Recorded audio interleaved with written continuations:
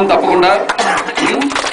అలాగే ఇక్కడ రాష్ట్రీయ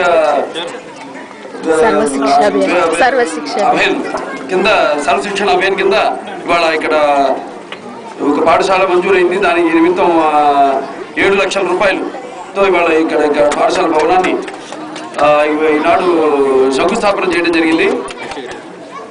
అలాగే ఇక్కడ తెచ్చారు సమస్యలు నా దృష్టికి. ఉపాధ్యాయులు ఇక్కడ టీచర్లు అయ్యేవారు తక్కువ ఉన్నారని, తప్పకుండా దాన్ని కూడా పరిశీలించి తప్పకుండా ఇక్కడ ఈ ఉపాధ్యాయుల యొక్క సంఖ్యను పెంచుతామని.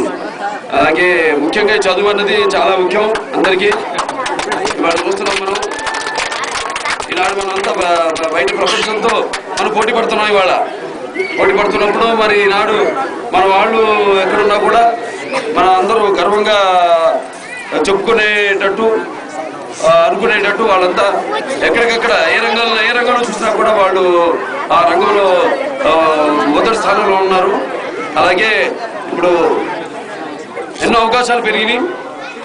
ఇదివరకంటే కొన్ని అవకాశాలు ఉండేవి. ఇవాళ ప్రపంచం మనం చూస్తున్నాం, ప్రపంచం ముంగిట్లో ఉంది. ఇవాళ ఎన్నో ఈ ఐటీ వచ్చాక అలాగే మనం ఈ ప్రపంచం బాగా కుదించబడింది. ఇన్ఫర్మేషన్ టెక్నాలజీ అన్ని బోల్డంతా. సో మన పిల్లలందరూ కూడా అటు మనం చేస్తున్న వృత్తిని మర్చిపోకుండా, అలాగే మన సమాజం గర్వపడేలా, లేకపోతే ఇలాంటి పాఠశాలలో చదువు విద్యాదానం చేసే ఉపాధ్యాయులు వాళ్ళంతా కూడా గర్వపడే విధంగా, అలాగే సమాజానికి మీరు ఏదో రకంగా ఉపయోగపడేలా చదువుకోవాలని, అలాగే కన్న తల్లిదండ్రులు ఎంతో కష్టపడి మరి డబ్బు కూడా పెట్టి మిమ్మల్ని ఇలా చదువుకోమని పంపిస్తున్నారు. బాగా చదువుకుని అటు కన్న తల్లిదండ్రులకి, అలాగే పుట్టిన గడ్డకి, పుట్టిన ఊరికి, అలాగే ప్రాంతానికి, రాష్ట్రానికి, అలాగే దేశానికి గర్వకారణం కావాలని, అలాగే పేరు తీసుకురావాలని, అలాగే మీ చదువులు ఇప్పుడు చూస్తున్నాం రకరకాల చదువులు ఉన్నాయి.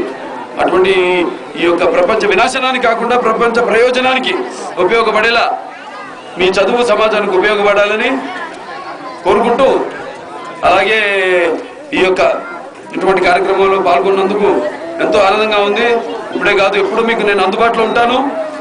ఎప్పుడు మీరు కాగితం కౌరు పెట్టా మీ ముందు వాళ్తా. నేను తప్పకుండా మీ యొక్క సమస్యలన్నీ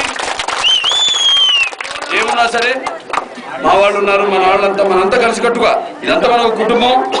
మా కుటుంబంలో సమస్యలు మనమే తెచ్చుకోవాలి. ఏదైనా అన్ని మన వాళ్ళు ఎప్పుడు ఉన్నారు మీకు అందుబాటులో.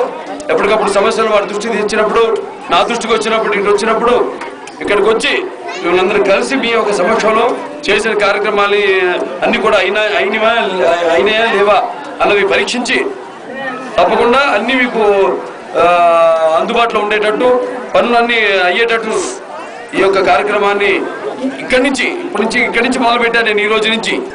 సో తప్పకుండా ఎప్పుడూ మీకు అందుబాటులో ఉంటాను నేను. మీ యొక్క కుటుంబంలో ఒక పెద్దవాడిగా, మీ పెద్ద కొడుకుగా మీ సమస్యలన్నీ నా సమస్యలు ఒకనాడు అన్నగారు తారక రామారావు ఇక్కడి నుంచి ప్రాతినిధ్యం వహించి మరి వాళ్ళ ఒక ప్రత్యేకమైన గుర్తింపు తీసుకొచ్చారు హిందూపురానికి. అటువంటిది ఈనాడు నేను ఇక్కడి నుంచి పోటీ చేసి ఇక్కడి నుంచి ఒక శాసనసభ్యుడికి ఎన్నిక కావడం అనేది నా పూర్వజన్మ సుకృతంగా భావిస్తున్న. మానవ సేవే మాధవ సేవ అన్నారు నాన్నగారు అన్నారు అంటూ ఉండేవారు ఆయన. సమాజం మీద ఒక దేవాలయం, ప్రజల దేవుళ్ళని.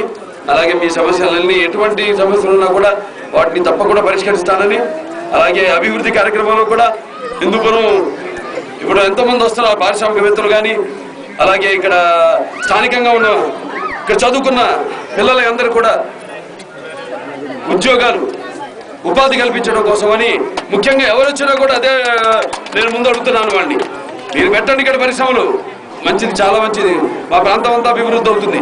అయితే స్థానికంగా మా వాళ్ళకి మాత్రం ఇక్కడ అవకాశం ఇవ్వాలి అని. అలాగే స్థానికంగా అంటే దాని మీద ఒక తర్ఫీదు కావాలి, చేసే పని మీద అవగాహన ఉండాలి. అందుకని